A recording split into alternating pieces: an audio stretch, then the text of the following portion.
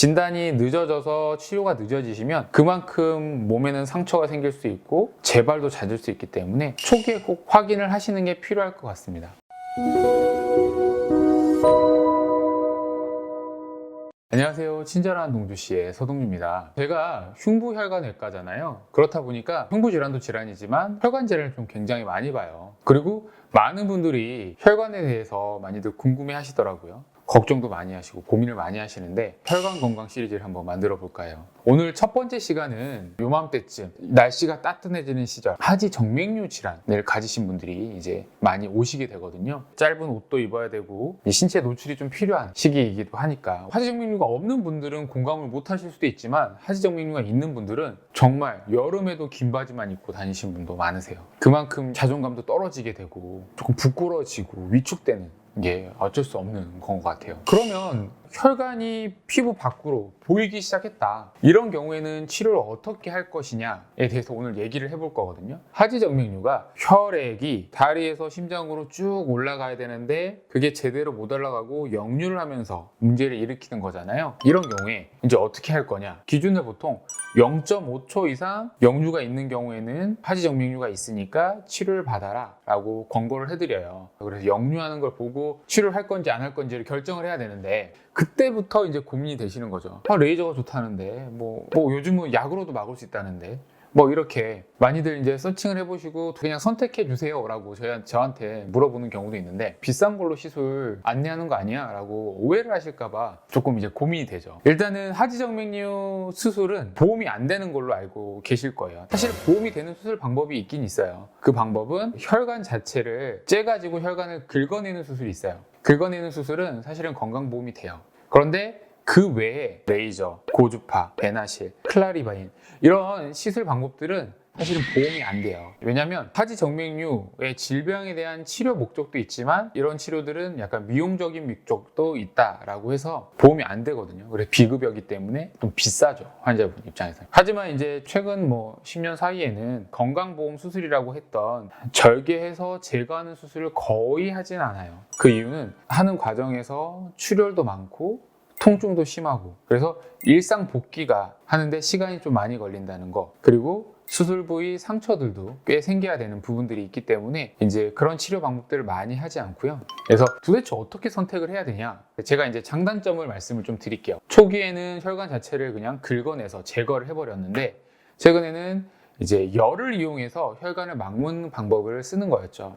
그 방법 중에 하나가 레이저, 고주파라는 거예요. 우리 수술받을 혈관에다가 레이저관이나 고주파관을 삽입을 해서요, 열이 발생해서 혈관을 태운다고 생각하시면 되세요. 그로 인해서 혈관을 막는다라고 알고 계시면 되고요. 시술 받더라도 당일 입원 당일 퇴원을 하시면 될 정도로 일상으로의 복귀는 빠르나 장점은 잘 막혀요. 잘 막히지만 문제점이 뭐가 있었냐? 혈관을 태우고 이제 이런 막는 방법이기 때문에 혈관 손상이 생길 수밖에 없어요. 그래서 전반적으로 멍이 잘 들고요. 그리고 통증이 있어요. 그리고 열을 이용해서 사실 혈관을 제거하기 때문에 열로 인한 손상들이 발생할 수 있어요.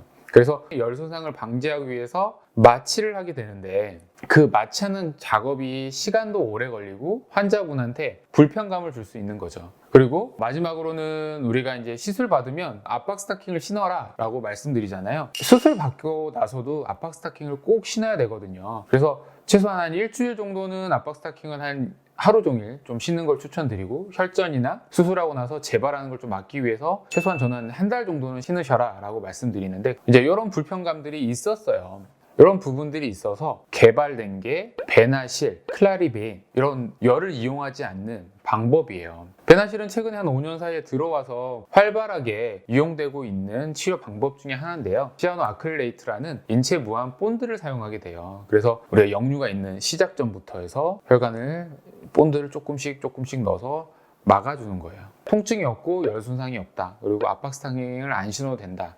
있는 장점이 있어요. 대신 문제가 있는 게 이 본드를 넣다 보니까 인체에 무해하긴 하는데 알레르기 반응들을 일으키는 경우들이 한 열에 한 명 정도 생기는 경우들이 많아요. 또 전신으로 이런 알레르기 반응을 일으키는 경우들이 있어서 그럴 때 조금 환자분들이 고생할 수 있는 경우들이 있어서 그런 단점은 있지만 또 장점도 큰 시술이 배나실이다. 그래서 최근에 들어온 다른 방법 중에 하나가 클라리베인이라는 거거든요. 클라리베인은 두 가지 방법을 같이 쓰는 거예요. 혈관벽을 상처를 내주고 그 안에 본드를 넣어주는 거죠. 그래서 비슷하게 배나실처럼 본드를 이용해서 혈관을 막아주는데 상처를 내주니까 혈관이 더 잘 아물 수 있겠죠. 이제 그런 것들 때문에 이제 클라리베인이 최근에 이제 들어와서 사용되고 있는 부분이 있고요. 그러면 도대체 뭘 선택을 할 거냐? 정확한 기준은 있진 않아요. 이제 환자분의 혈관 상태에 따라서 결정을 조금 하셔야 되는 부분이 있고요. 그리고 비급여이기 때문에 금액이 차이가 꽤 많이 나요. 근데 효과 측면에서는 거의 비슷하고 이제 회복하는 기간에 있어서 좀 차이가 있기 때문에 그런 부분에 대해서 선택을 조금 해주시면 좋고요. 나는 빨리 복귀를 해야 되고 압박 스타킹을 착용하는 게 싫다. 이런 경우에는 뭐 베나실이나 클라리베인 이런 것들을 사용하는 거고요. 일주일 동안 뭐 크게 활동 안 하는 거는 상관없다라고 하는 경우에는 뭐 고주파나 레이저 하셔도 크게 문제는 안 되세요. 근데 꼭 강조하고 싶은 거는 혈관이 너무 많이 늘어나서 오시는 경우에는 결국에는 절개를 조금씩이라도 해야 돼요. 그런 경우에는 아무리 레이저를 하더라도 상처가 생길 수밖에 없는 부분이기 때문에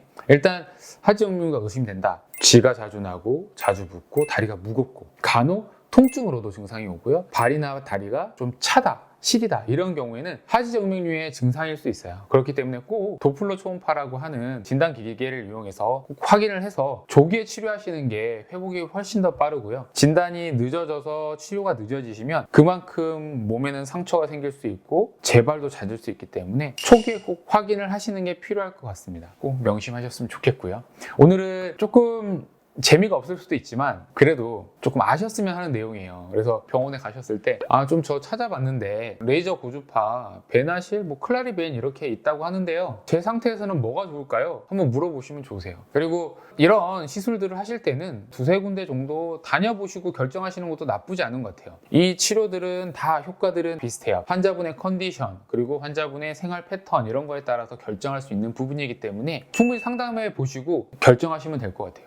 내 몸을 위해서 좀 투자해야지, 비싼 걸 해야지 이렇게 생각하실까봐 굳이 그러실 필요는 없다. 지금 다리 혈관이 튀어나와서 반바지 입기 좀 민망하시다 하시는 분들은 빨리 근처 병원 가셔가지고 상담 한번 받아보세요. 미세하게 모사혈관 확장증 정도는 간단한 혈관 경화요법, 혈관에 약물 투입해서 20-30분밖에 안 걸리거든요. 그렇게 투여해서 치료하는 방법도 있기 때문에 너무 고민만 하지 마시고 빨리 병원 가셔서 진료를 받아보셨으면 좋겠습니다. 점점 날씨가 좀 뜨겁고 더워지고 있는데요. 이럴 때일수록 조금 더 힘내시고 즐거운 하루들 보내셨으면 좋겠습니다. 지금까지 친절한 동주씨였습니다. 구독, 좋아요 부탁드립니다.